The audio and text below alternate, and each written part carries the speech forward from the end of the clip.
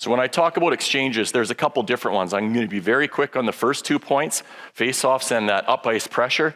That's something that for our team, we believe in being aggressive all over the place, as I said.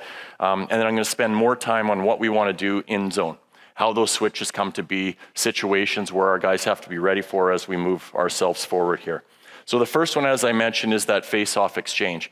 So for our team, typically what we want to see is we want our centerman to work himself out in lane, working inside out, and our winger that's on the inside there, he's getting out in that shot lane to start with right off the hop.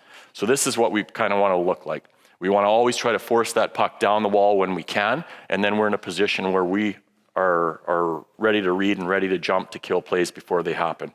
Now, a lot of times in the NHL, the pre-scout's an important thing for us. So our job as coaches is to make sure the players are aware of tendencies of other teams. Pete talked about Hurdle earlier. Well, a lot of times when we watch games, you see how good he is at picking a centerman. So this is an example. There's no chance our centerman's getting out there in time to have an impact on pushing that puck down the wall. So part of our pre-scout is, hey, these centermen do an unreal job. So you guys as forwards have to make sure that you're ready to switch. We put it in their minds. There might be an opportunity for an exchange or a switch. And you guys have to communicate if something is happening on the fly that you're not prepared for. So we come into Dallas, and this is a situation, again, Jamie Benn is a big centerman. He does a really good job of getting in our centerman's way so he can't come out and do his job. So we tell him beforehand, this is an exchange situation. If you're stuck in these situations, communicate, talk, and we have to have the winger go out and take that centerman's job. So you'll see our winger come out. He's patient to start with, then he's going to force his man back down the wall while our centerman exchanges and comes back to the middle of the ice. We still end up in the right position, the way we want, pushing that puck down the wall.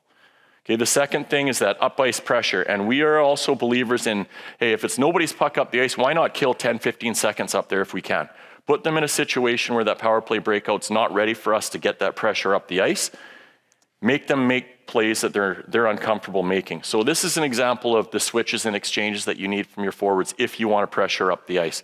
So F1's job is to make sure he pressures that puck hard. You want to make that defenseman or that goalie move the puck. When you lose that pressure, his feet always come back to the middle. So again, it comes back to your structure, it comes back to your fundamentals as you're working here. F2 has to work with them. So you'll see in this situation, we lose, or that puck moves like we want to see. F1's toes always have to come back to the middle of the ice. F2 then picks up that pressure. So we're always covered in the middle. You never want to put yourself in a situation where you lose two forwards up the ice. So again, number 11 for us loses pressure again. Here comes his partner in. Number 11's feet are always back to the middle of the ice.